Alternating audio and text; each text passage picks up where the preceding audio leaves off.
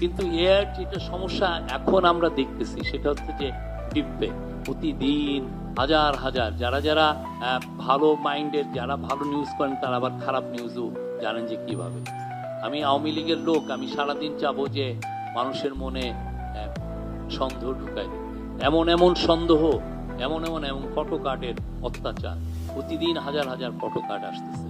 আপনি কিভাবে বুঝবেন যে এটা ঠিক বলছে কিনা? বা আপনি ফটো কার্ডের সবচেয়ে বড় যেটা অত্যাচার, যেটা আমাদের লিডিং পত্রিকাগুলো এইটার থেকে বেরোতে পারতেছে না। আমি কয়েকটা পত্রিকার নাম বলবো না এখানে, বাট এটা এত ভয়াবহ রকমের ফটো কার্ডের অত্যাচার। সে ফার্স্টে আমি নিজে এটার ভিকটিম। 27 মিনিটের একটা স্পিচ দিয়েছি, আপনি পুরো 27 মিনিট ধরে আপনি একটা সেন্টেন্সে আনছেন।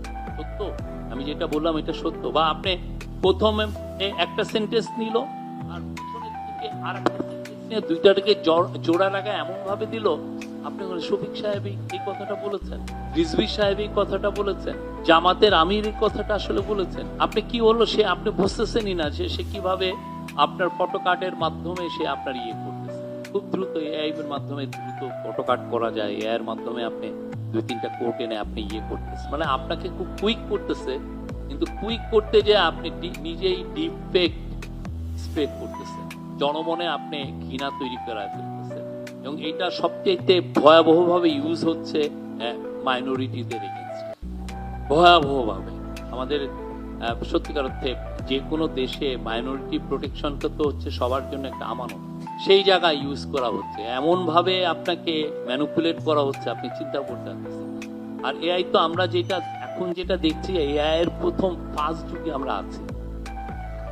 কয়দিন পরে এমন এআই এর ভিডিও টুলস আসবে যে দেখা যায় যে আমার কণ্ঠ, আমার ছবি টবি, আমার ভিডিও পুরো আমাকে হাঁটাচ্ছে, আমাকে দিয়ে ইভেন 20 মিনিটের স্পিচ দিয়ে ওইটা ছেড়ে দিবে যে শফিক সাহেব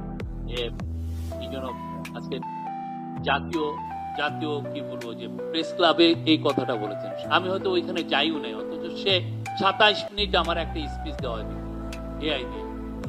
আপনি দেখে আপনারা, আমরা যারা জার্নালিজম আছি তারা হয়তো আমরা চেক করে দেখবো যে এটা সত্য কি মিথ্যে। যে মানে আমরা যেই যুগে ঢুকছি, মানে কল্পনাতে, কারণ এইটার থেকে মুক্তি কি? মুক্তি হচ্ছে সবাই মিলে যারাই আমরা জার্নালিজম করি তারাই আবার ফ্যাক্ট চেকারের দায়িত্ব পালন করতে হবে।